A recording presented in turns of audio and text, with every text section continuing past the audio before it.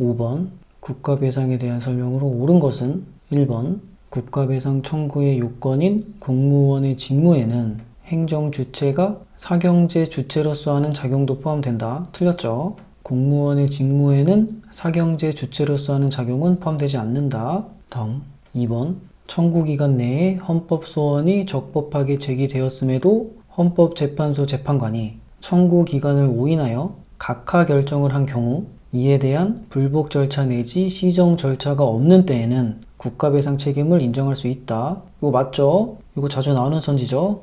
헌법소원이 적법하게 제기됐는데 재판관이 청구기간을 오인하여 각하 결정을 했다. 자, 그런데 이에 대한 불복 절차와 시정 절차가 없을 때는 어떻게 할 수 있는 방법이 없죠? 이럴 때는 국가배상 책임을 인정할 수 있다. 맞다. 다음 3번 군 복무 중 사망한 군인 등의 유족인 원고가 국가배상법에 따른 손해배상금을 지급하던 경우에 국가는 군인연금법 소정의 사망보상금을 지급함에 있어 원고가 받은 손해배상금 상당 금액을 공제할 수 없다. 이거 틀렸죠? 국가배상을 먼저 받고 그 다음에 사망보상을 신청해서 받는 것은 가능한데 국가배상에서 받은 상당 금액을 공제할 수 있다. 그러니까 사망보상으로 1,000만 원을 받을 수 있는데 국가배상으로 400만 원을 받았다. 그러면 1,000만 원에서 400만 원을 공제하고 600만 원을 사망보상금으로 줘야 되는 거죠.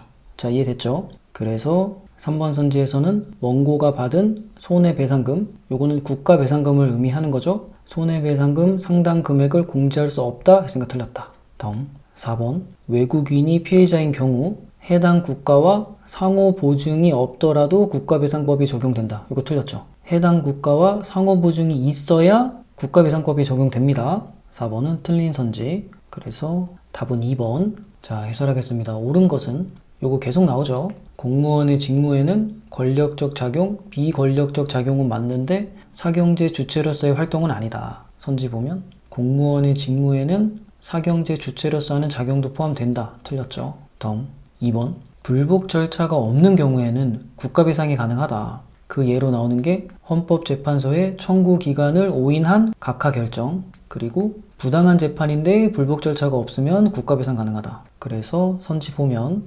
헌법소원이 적법하게 제기되었음에도 헌법재판소에서 청구기간을 오인해서 각하 결정을 했는데 불복 절차가 없다. 그럴 때는 국가배상 책임을 인정할 수 있다. 맞다. 다음 3번 국가배상을 먼저 받고 그 다음에 사망보상도 받을 수 있는데 사망보상 시 먼저 받은 손해배상금의 상당액을 공제할 수 있다. 이 손해배상금은 국가배상금을 얘기하는 거죠. 하지만 정신적 손해배상금은 공제할 수 없다. 이렇게만 문제가 나왔었어요. 요거랑 비슷한 게 국가배상을 먼저 받으면 보훈보상도 받을 수 있다. 이런 게 있었죠. 요 반대의 경우는 안 됐죠. 보훈보상을 먼저 받으면 국가배상은 안 된다. 자, 선지 보면 군 복무 중 사망한 군인 등의 유족인 원고가 국가배상법에 따른 손해배상금을 지급받은 경우 국가는 군인연금법 소정의 사망보상금을 지급함에 있어 원고가 받은 손해배상금 상당 금액을 공제할 수 없다. 공제할 수 있죠. 다음 4번